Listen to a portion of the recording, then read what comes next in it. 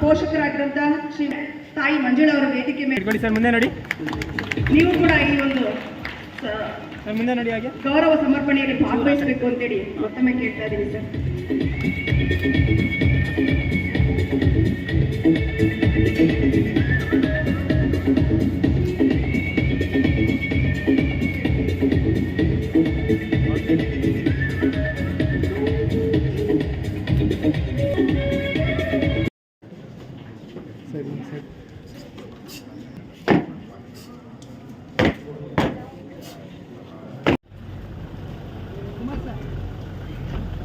Sir ನಮಸ್ಕಾರ sir. ಬರ್ತಾರೆ sir, ಇನ್ನೊಂದು 2 ನಿಮಿಷ ಸರ್ ಬನ್ನಿ. ಶಾಂತ ತಂಗಿ ದಿವಸ ಕರೆಯೋಕ್ಕೆ ಅಂತ ನಾನು ಮಾಡಿದೆ. ಹೌದಲ್ಲ, ಸ್ವಾಗತಿಸಬೇಕು ಅಂತೇಳಿ ಆಂಗ್ಲ ಭಾಷಾ ವಿಭಾಗದ ಸಹಾಯಕ ಪ್ರಾಧ್ಯಾಪಕರಾಗಿರುವಂಥ ವಿಜ್ಞಾನ, ವಾಣಿಜ್ಯ ಮತ್ತು ಶಿರಾ. ಇಂದು ನಮ್ಮ IAS, KAS ಸ್ಪರ್ಧಾತ್ಮಕ ಪರೀಕ್ಷೆಗಳ ಬಗ್ಗೆ ವಿಶೇಷ ಉಪನ್ಯಾಸ ವಹಿಸಿರ್ತಕ್ಕಂತಹ ನಮ್ಮ ಕಾಲೇಜಿನ ಪ್ರಾಂಶುಪಾಲರಾದಂತಹ ಡಾಕ್ಟರ್ ಕುಮಾರ್ ಸರ್ ಅವರು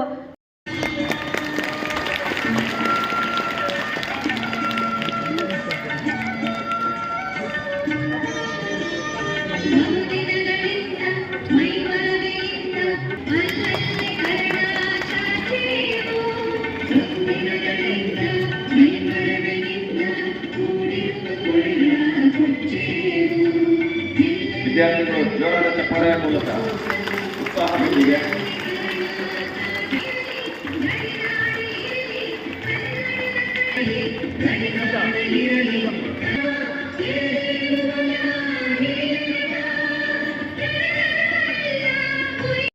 ಎಕ್ಸಾಮ್ಸು ಅಷ್ಟೇ, ಎಕ್ಸಾಮ್ಸ್ನ ಸೀರಿಯಸ್ ಆಗಿ ತಗೊಳ್ಳೋದಿರಲಿ.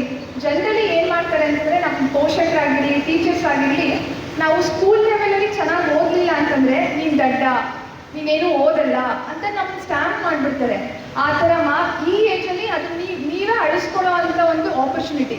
ನೀವು ಇವಾಗಲೂ ಕಷ್ಟಪಟ್ಟರೆ 18-20 ಇಯರ್ಸಲ್ಲಿ ನೀವು ನಾನು ಓದಬೇಕು ಅನ್ನೋದು ಒಂದು ಮೈಂಡಿಗೆ ಬಂತಂತಂದರೆ ನಿಮಗೆಲ್ಲ ಸಪೋರ್ಟೂ ಖಂಡಿತ ನಿಮಗೆ ಬರುತ್ತೆ. ಅದು like only thing you have to make a wish.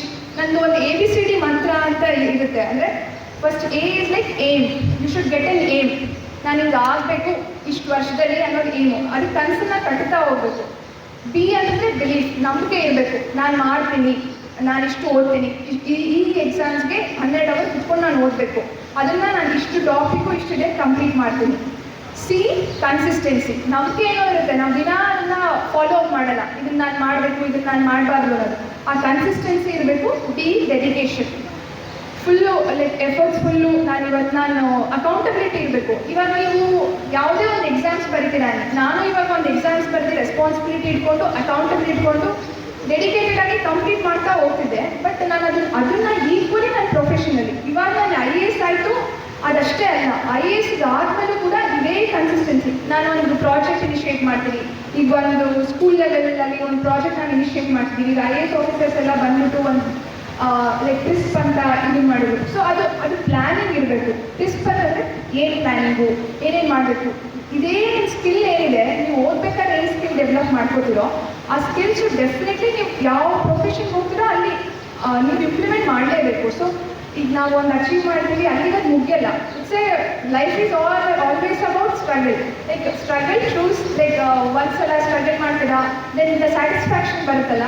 IAS ಆದಾಗ ಒಂದು ಸ್ಯಾಟಿಸ್ಫ್ಯಾಕ್ಷನ್ ಅಂತಂದರೆ ಇದು ಇಲ್ಲಿ ಲಾರ್ಜರ್ ಗುಡ್ ಇರುತ್ತೆ.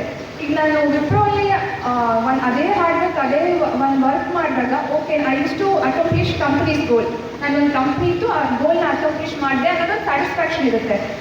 ಅದಕ್ಕಿನ್ನ IAS ಏನೇನಿರುತ್ತೆ ಅಂದರೆ ಲಾರ್ಜರ್ ಪರ್ಸ್ಪೆಕ್ಟಿವಲ್ಲಿ ಲಾರ್ಜರ್, ಈಗ ಎಷ್ಟೊಂದು ಜನ ನಾವು ಹೆಲ್ಪ್ ಮಾಡ್ಬೋದು, ಆ ಒಂದು ಪರ್ಸೆಪ್ಷನ್ ಡಿಫ್ರೆನ್ಸ್ ಅಷ್ಟೇ.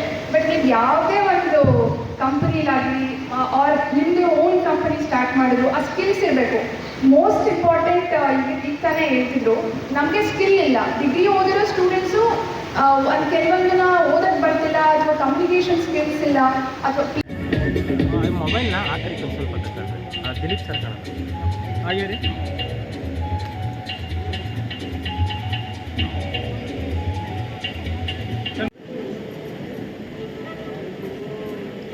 Okay sir.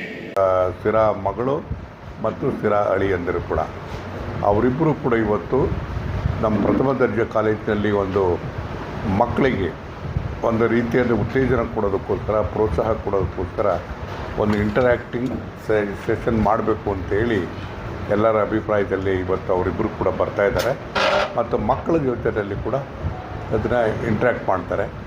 ಮಕ್ಕಳಿಗೆಲ್ಲ ಒಂದು ಕಡೆಗೆ ಇಂಟ್ಯೂಷನ್ ಮುಂದೆ ನಾವು ಕೂಡ IAS ಮಾಡಬೇಕು ಅಂತಕ್ಕಂಥ ಭಾವನೆ ಬರ್ತಕ್ಕಂಥ ರೀತಿಯಲ್ಲಿ ವಾತಾವರಣವನ್ನು ಸೃಷ್ಟಿ ಮಾಡೋದಕ್ಕೋಸ್ಕರ IAS ಯಾರು ಬೇಕಾದ್ರೂ ಪಾಸ್ ಮಾಡ್ಬೋದು, ಕಷ್ಟ ಆಗಲಾರ್ದು ಅಂತಕ್ಕಂಥ ಒಂದು ರೀತಿಯಾದಂಥ ಮಾಹಿತಿಯನ್ನು ಕೊಡೋದಕ್ಕೋಸ್ಕರ ಇವತ್ತು ಕಾರ್ಯಕ್ರಮವನ್ನು ಪ್ರಥಮ ದರ್ಜೆ ಕಾಲೇಜಿನಲ್ಲಿ ಹಮ್ಮಿಕೊಂಡಿರ್ತಕ್ಕಂಥದ್ದು ಇದೊಂದು ಅತ್ಯಂತ ಶ್ಲಾಘನೀಯ ಮತ್ತು ಸಂತೋಷ ಪಡ್ತಕ್ಕಂಥದ್ದು.